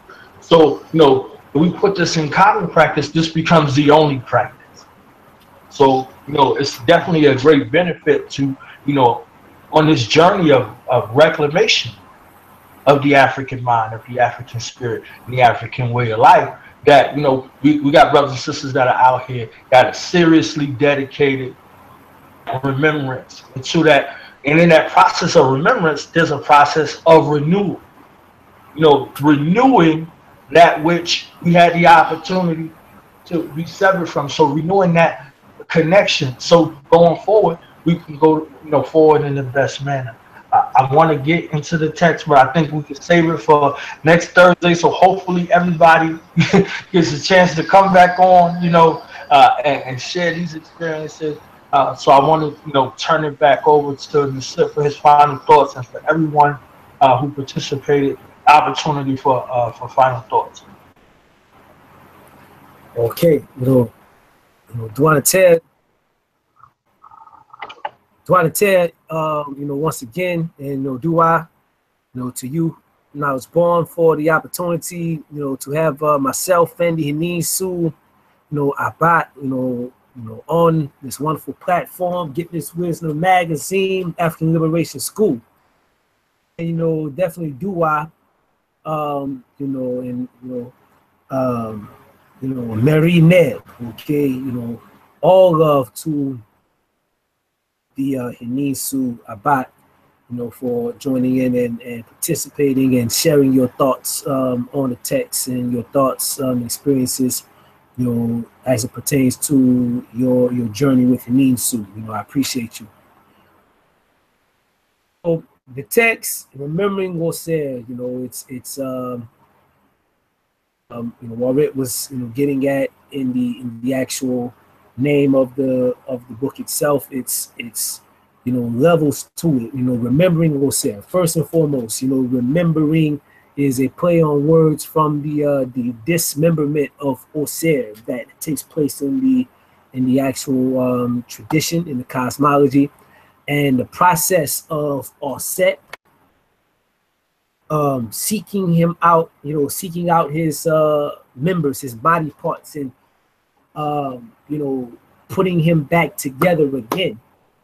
Okay, and then after this, actually extracting the essence from him to conceive a child that would be the how you say, what we would call in the Madunatel, Wahem Ankh, you know, to repeat life, okay, or what, you know, most people refer to as a reincarnation. This is the ancestor return, right? And this particular, right, Osir represents the elevated ancestors, as well as, you know, the Ba within, okay, our inner Neter, our inner ancestral spirit, you know, and to remember Osir is to remember our ancestors, is to remember who we are, and is to remember, you know, this tradition. Remember to quote unquote reconstruct this tradition, and so that we can utilize it as a vehicle, and as a womb, if you will, you know, a cultural womb, you know, in which our inner Neter, our inner ancestral spirit can be conceived and reborn and nurtured and nourished to be born into the world as the liberator, ourselves and our people, you know, ourselves as Heru. So that's the significance of the title of the book. You know, it took me 4 years to write. You know, in the process of writing the book, you know, I had to deal with several things. You know, I'm not a writer that's able to just write and then, okay, let me think of what I want to say next and then start writing, and then, okay, this sounds good. I can't write like that. You know, I can't force my writing, you know, so I would write and then stop for months at a time. And, you know, I would go months without writing again, and then I would get this push from Aankhu, get this push from, you know, from the tear to start writing again. And, you know, I write in and flow, and then it stop flowing, and I stop. And you know, years to complete the book. And in the book, you know, I went through 2 computers. Okay, you know, two desktop computers crashed in the process of writing this book. So, you know, we lost several drafts of the book. You know, and then on top of that, you know, actually, you know, taking the time to really get deeper into the language, to, you know, get into the text and to translate the text from doing a tear, spending funds, sacrificing funds, you know, to actually get different journals and get my hands on different, you know, different texts and things of that nature. And then, you know, even actually going to Kemetic, and you know, getting information from the temple walls that, you know, see for ourselves, to validate for ourselves before we could actually, you know, present it to the family. So this is years. It took 4 years to actually write the book, to finish the book. And you know, it's been, you know, it definitely was worth it. You know, Duanater to the family, I'm hearing that it was worth it. You see the value in the text, and will that it is a gift that keeps on giving. You know, it is a text that will assist you in, you know, practicing the tradition and you know, connecting with your ancestors, connecting with yourself, with your Ba, with your Shai. And you know, it's not a book on self-initiation. You know, that's not African. Believe, okay, in self-initiation is a book that can get you started, but as it's been already expressed, you know, once you get started, you know, this book is to open you up and to prepare you to come into the community. This is a family tradition. Marie said earlier, personal. It is very personal. It is the family tradition, okay, of Henensu. So this is the family tradition of Kemet, which all traditions, all African traditions are familial ancestral traditions. So this is a familial ancestral tradition. And you know, invitation to you to get into the tradition, to come into the family, and to help us build our people. I say, this information, the way that it's presented, without a cut on it, straight hardcore Kemet, straight hardcore Africa, is a book. It's information. It is a mode of teaching that has relationships, as far as friendships and students and colleagues and whatnot, that did not understand the direction that we were being moved in. And it's something that literally, I stopped teaching. I stopped teaching and was flirting with the idea of only teaching this to my personal family, in the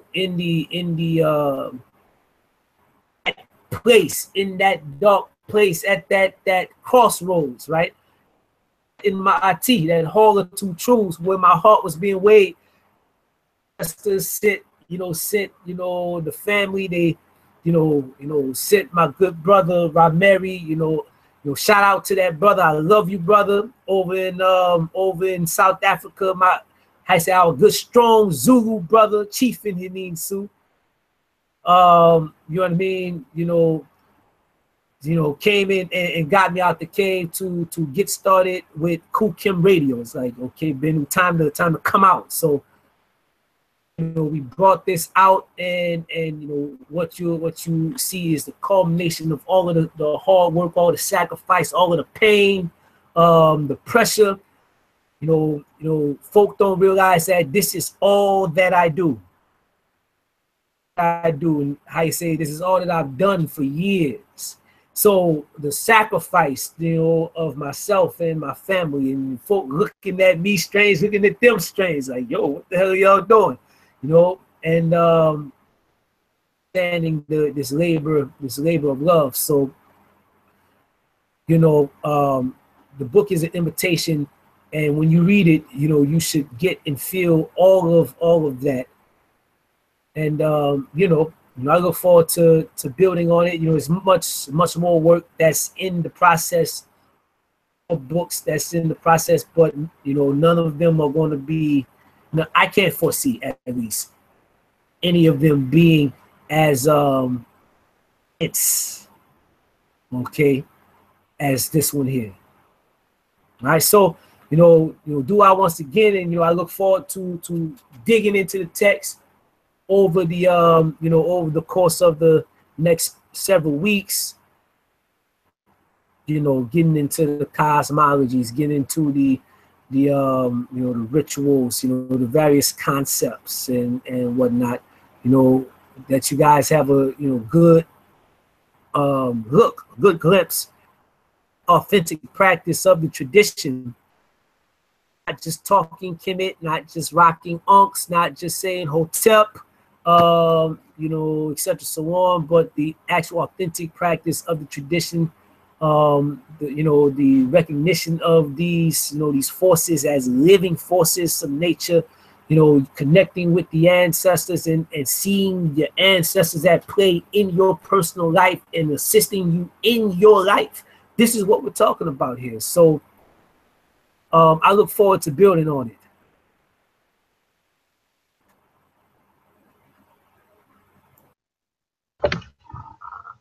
Most definitely. Brother RJ.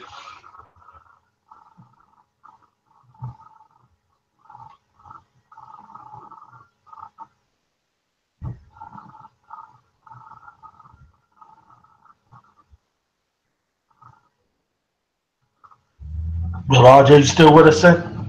Oh yeah. I'm sorry. I'm over here preaching to my wife. But I apologize. Find the final words. I just want to say that again, the book is a reference book in our household, right? Like to understanding ourselves, navigating this life, and understanding the nature or the forces of nature, the forces of nature, represented or personified in these images, like Anpu and Heru.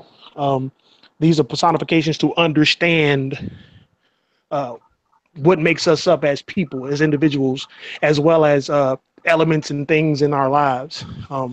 Whether it's a tree, a flower, a stone, that's helpful to navigate, right? So that's what the book is about. The book is about learning how to navigate life using these personifications given to us by the ancestors, right? So I challenge anyone to definitely dig in, because it's an introduction. It's not all the way comprehensive. There's more to come. So it's a great introduction. It's a thick book. It's like 600 pages or more, but it's worth every read, and it's an easy read, right? You can understand what you're reading, and yeah, I think that it'll change your life in a way that you can understand yourself better through what the ancestors gave us. Duanater. Volunteer. Brother Corey, what is it?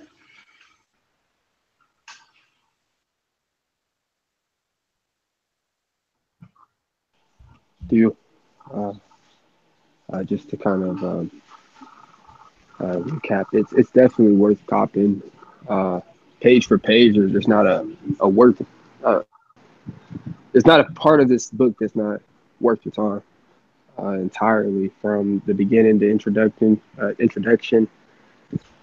just giving you an outline, kind of the totems of African spirituality to prepare you, and then throughout the book, the detailed explanation again, going from just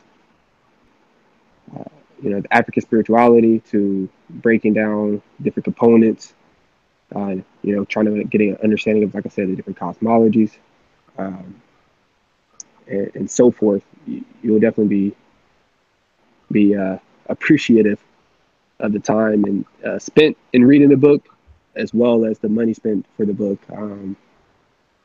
I could have asked for anything better. So, just stay tuned for sure. All right. I'm about to jump the line real quick, you know what I'm saying? Iquani. Hello. Tapu. That's it, Pooh. Yes, sir. Tap. It's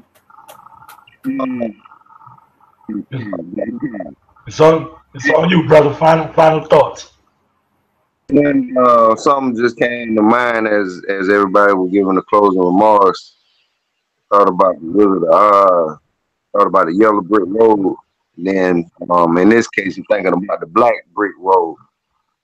Thinking about the steps that are going to be necessary as it relates to the various components that you have at your disposal, even as it relates to your limbs of life, all of your limbs, in life that you have, and that you can use your legs, your arms, your hands, and knowing how to utilize those things to help further cultivate you and help further cultivate and sustain your family as it relates to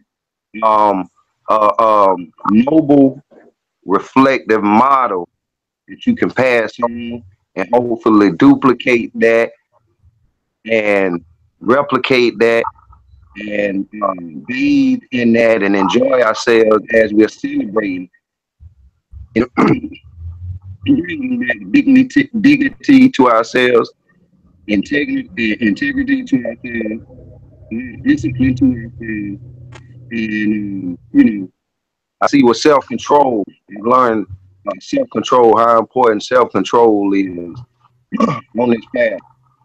That's what we look at Haru as being a main one of the key components in this tree, and how important it is. In order to control the faculties or any other limbs, you definitely have to control, your will. and then it goes to the internal work, that discipline that you have.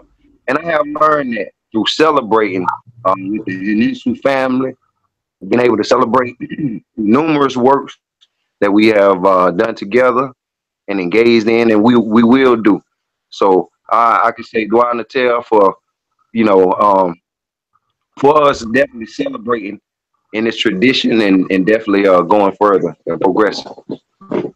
Yeah.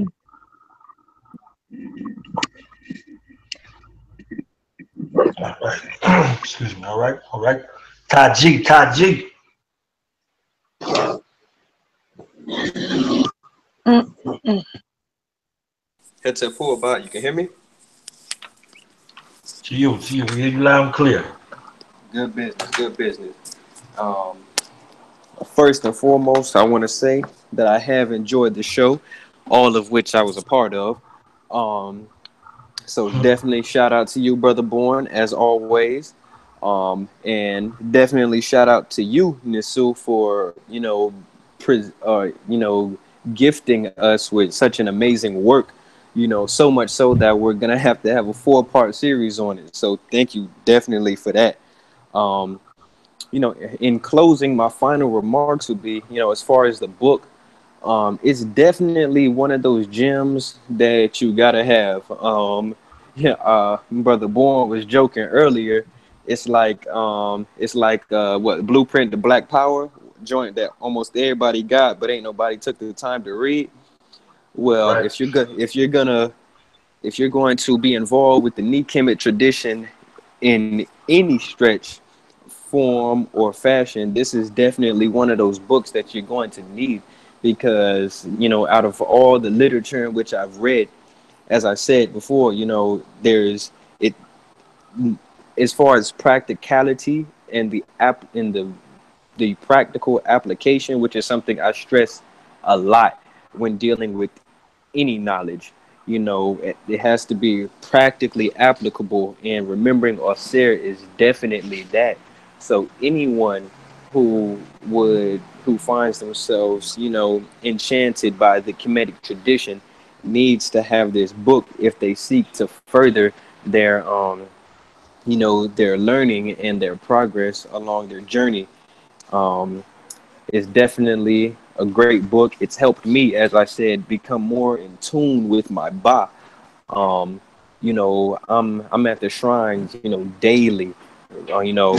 I usually don't give less than 30 minutes at the shrine. You know what I mean? So, and through the Remembering Osir book, it has allowed me or guided me to reclaim that which is ours. The Kemetic tradition is ours exclusively. And through this book, one who is serious about their involvement in the tradition can, see their growth exponentially. I'm relatively new to Henensu. I still remember our first conversation with Aankhu and everything. So, but I've still seen myself, grow exponentially, within the tradition, and I've seen how it has manifested tangibly in life, and I see how things just continue to line up in accordance with the information that is presented in the book. As I said, the coffin text, the book of the Amduat, these things, they line up nearly symmetrically. So this is definitely those studied thoroughly, and once more, African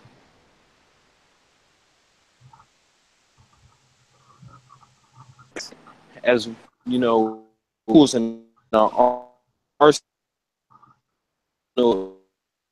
to come and come join the family building a nation. So those are my final thoughts.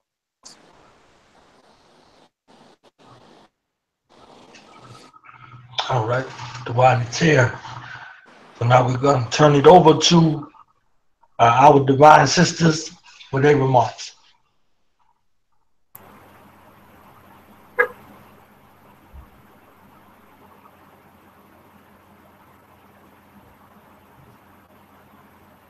Okay, I say, I know while Rick's gone, Marie might still be in the building. Marie, you there? To you, I gotta make it quick because my phone is about to die. I couldn't have said it any better than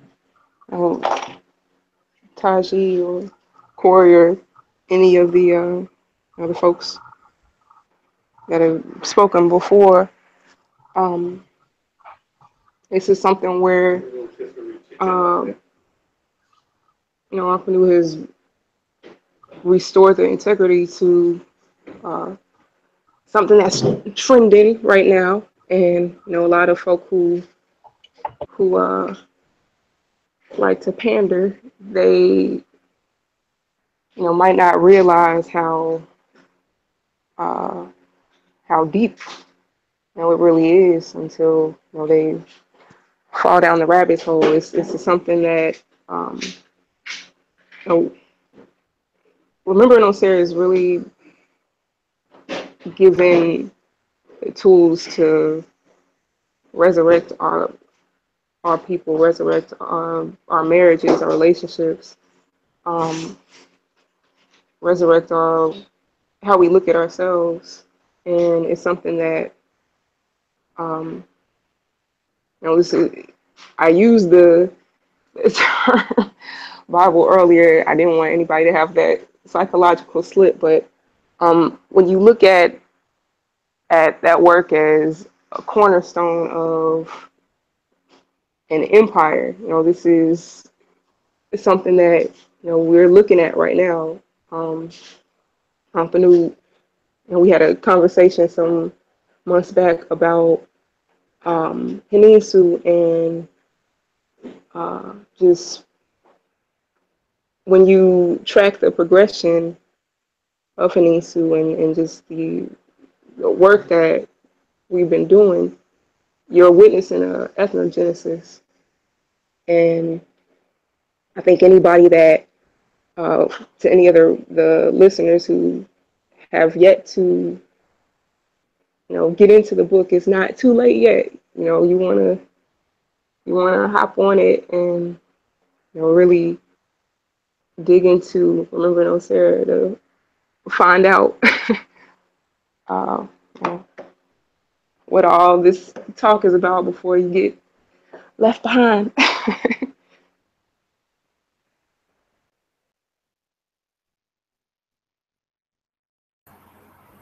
Uh-oh.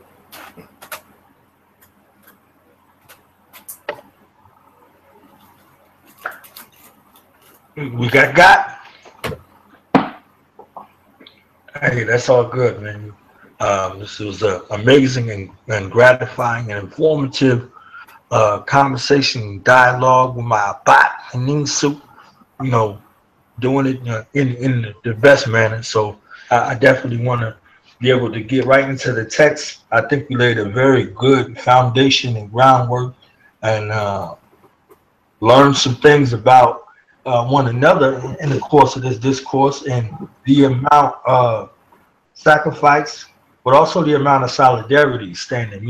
We've known over 2 hours, and the family been rocking with us every step of the way, and adding on thought-provoking commentary throughout the process. So I'm going to roll up out of here. I definitely wanted to give honor, salute, and love to Shakti Everlasting Peace Earth and Get This Wisdom Magazine. Make sure y'all go to www.getthiswisdommagazine.com. The new issue has just been released on the 13th, Wednesday.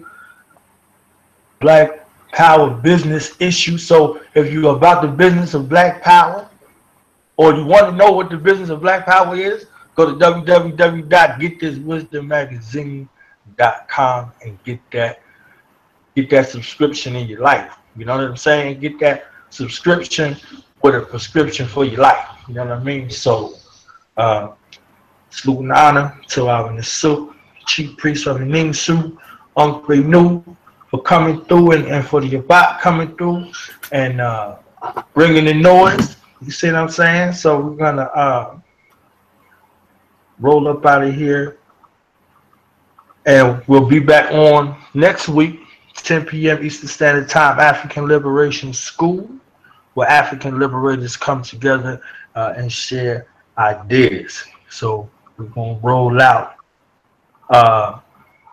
with my brother Brick the Foundation, 84 bars. Ooh. It's a pool. It's a proof.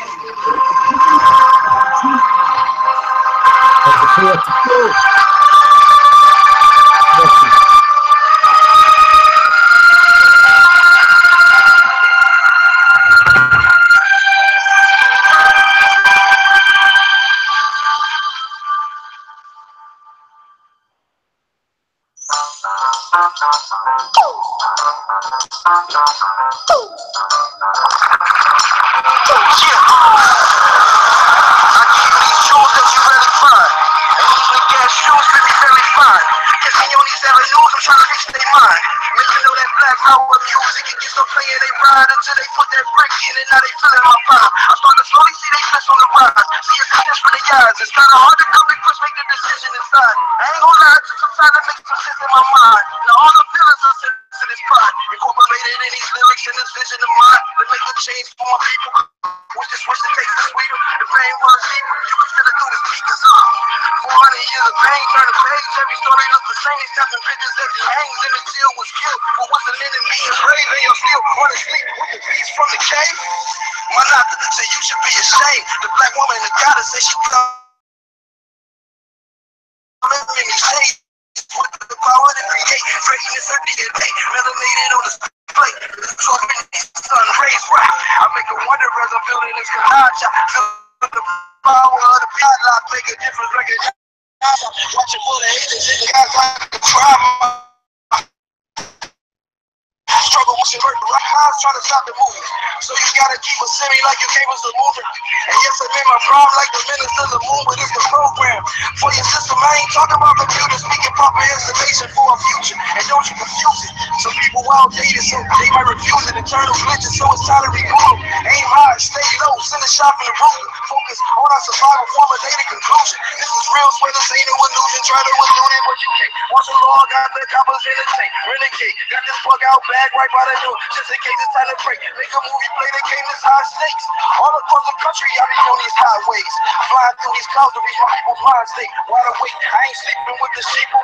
Right fist high, all power to the people. Black power got me charged up. Somebody check a meter 9, either my life change freely. As I praise my inner being, child of the universe, I'm just like seeing. As I take you on this tour to give you more, and I ain't talking nationality, no fixes that you don't give a fuck what black laws act. Corn against family, these is definitions, just really your formality.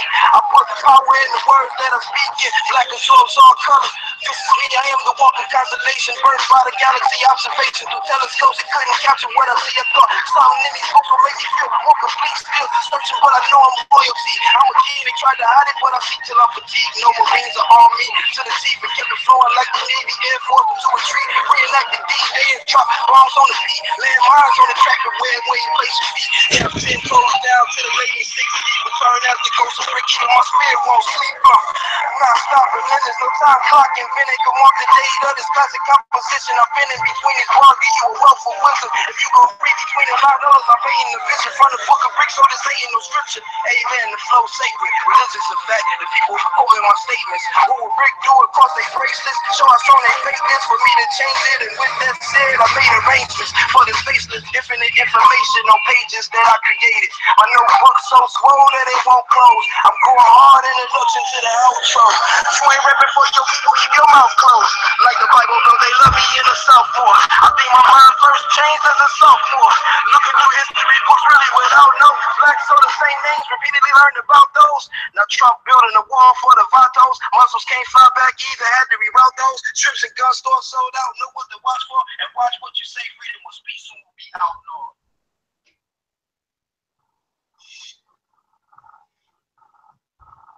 So, before we go, let the family know where they can get the book.